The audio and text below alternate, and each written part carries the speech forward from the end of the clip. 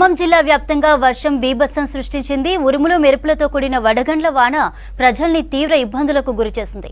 పలు చోట్ల ఇళ్ల కప్పులు ఎగిరిపోయాయి. విద్యుత్ స్తంభాలు, ట్రాన్స్ఫార్మర్లు నేలకూలడంతో ఆస్తి నష్టం జరిగింది.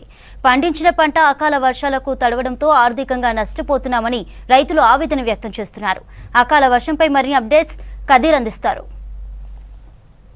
ఉమ్మడి ఖమ్మం జిల్లా వ్యాప్తంగా గాలి బీభత్సాన్ని సృష్టించింది. సుదీర్ఘకాలంగా ప్రజలందరూ కూడా ఎండాకాలంలో ఎండలు ఎక్కువగా ఉన్నాయని చెప్పేసి తీవ్ర ఇబ్బందులు ఎదుర్కొంటారు. ఈ క్రమంలో గాలి దుమారం వచ్చి కొంత వర్షపాతం నమోదైనప్పటికీ అనేక చోట్ల గాలి దుమారానికి అనేక రకాలుగా ఆస్తి నష్టం వాటిల్లింది.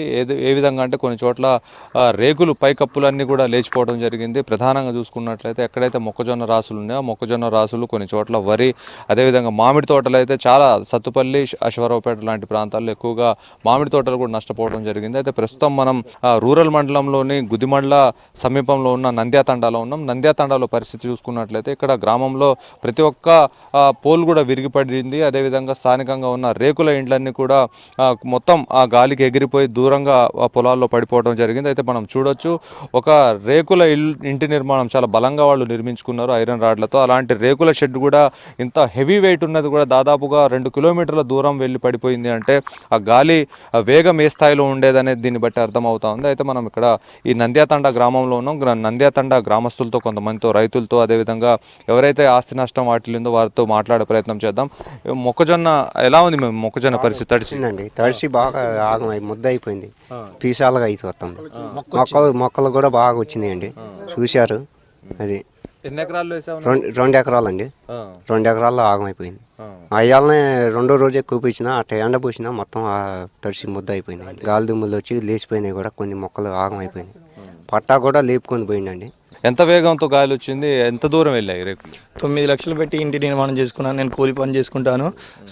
6 నెలలు అవుతుంది ఇల్లు కట్టుకొని. పైన పిల్లగాళ్ళు ఫ్యామిలీ అందరు ఉన్నారు. పిల్లగాళ్ళు లోనే చిక్కుకొని పోయారు, చచ్చిపోయేవాళ్ళు. గాలి ఒకేసారి రావడంతో 2 కిలోమీటర్ మేరకు వచ్చి పడ్డది. పిల్లగాళ్ళు మొత్తం కింద పడేసరికి పిల్లగాళ్ళు ఎలాగో వచ్చి మనుషులు మొత్తం వచ్చి లాక్కొని కిందకి దింపారు. అంటే అసలు మరి వీటిని ఎక్కడి నుంచి తీసుకొచ్చావు? ఎంత అయింది తయారు చేయడానికి? రేకులు మొత్తం ఇల్లు నిర్మాణం 10 లక్షల దాకా అయింది సార్. ఆ కట్టుకొని 6 నెలలే అవుతుంది. ఈ మధ్యనే కట్టాను. తెచ్చిన అప్పు కూడా తీరలేదు. సీలింగ్ మొత్తం కూలిపోయింది. ఇంటి నిర్మాణం తెచ్చుకున్న అప్పులు కూడా తీరలేదు. ఇల్లు మొత్తం నాశనం అయింది సార్. కరెంట్ స్తంభాలన్నీ కూడా విరిగిపడ్డాయి కదా, ఇప్పుడు ఎవరైనా వచ్చి దీన్ని మరమ్మతులు చేస్తున్నారా? ఈ కరెంట్ సప్లై ఉందా? కరెంట్ సప్లై ఉంది. మొన్న ఏ గారు డి గారు వచ్చి చేశారు. పొద్దున్న నుంచి సాయంత్రం 8 దాకా చేసి వెళ్ళిపోయారు. మళ్ళీ ఎల్టీ లైన్లు ఒక మినిమం 40 పోలు దాకా పడ్డాయి. ఆ పోలు ఇంకా నిర్మించాలని రైతులందరూ కోరుకుంటున్నాం. గాలి వాన బీభత్సమై మళ్ళీ దారుణంగా ట్రాన్స్ఫారాలు, పోల్స్ చాలా పోయినాయండి. ఏంటి 3 ఫేస్ కరెంట్కి సంబంధించిన ట్రాన్స్ఫార్మర్లు పడిపోయినాయి కదా, దానిపైన అధికారులు చేంజ్ చేశారు. 3 ఫేస్ 11 kV హెవీ లైన్ ఇంటిపై నుంచి వెళ్ళింది సార్. గత కొంతకాలంగా చెప్పాము, నిర్లక్ష్యంగా చేశారు. ఇప్పుడు ఈ గాలి దుమారంగా జరగడం వలన మొన్న తీస్తాం దాన్ని కూడా అని చెప్పారు సార్. ఇట్లా కొన్ని జరగరాని ప్రమాదాలు కూడా జరుగుతున్నాయి. ఎన్నోసార్లు ఇంటికి తగులుతున్నాయి ఆ లైను.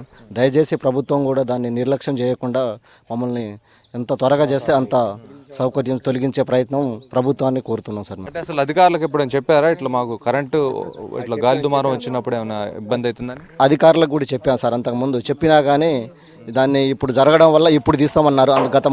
గత కొంతకాలంగా ఎన్నోసార్లు చెప్పాం కానీ దాన్ని అధికారులు కూడా పట్టించుకోవడం, చెబుతున్నాము చెవులో వేసి తీసేస్తున్నారు.